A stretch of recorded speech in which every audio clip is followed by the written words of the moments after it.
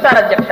అయితే ఇంకొక విషయం ఏంటంటే ఇప్పుడు గ్రాడ్యుయేటీ ప్రజెంట్ ఉన్నటువంటి ఈ 1,00,000 మందికి కూడా, ఎందుకంటే 55,000 సెంటర్లు అధ్యక్ష, కాబట్టి 1,10,000 మంది మొత్తం ఉన్నారు అధ్యక్ష, అంగన్వాడీ టీచర్స్ కానీ అంటే వర్కర్లు కానీ హెల్పర్స్ కానీ.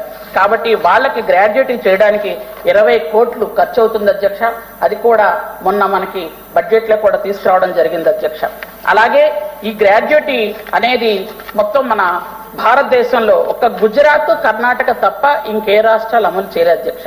3వ రాష్ట్రంగా మన ఆంధ్రప్రదేశ్ లో మనమే అమలు చేశాం అధ్యక్ష. ఆ ప్రతిభ కూడా ఘనత కూడా చంద్రబాబు నాయుడు గారు దక్కుతుంది అధ్యక్ష.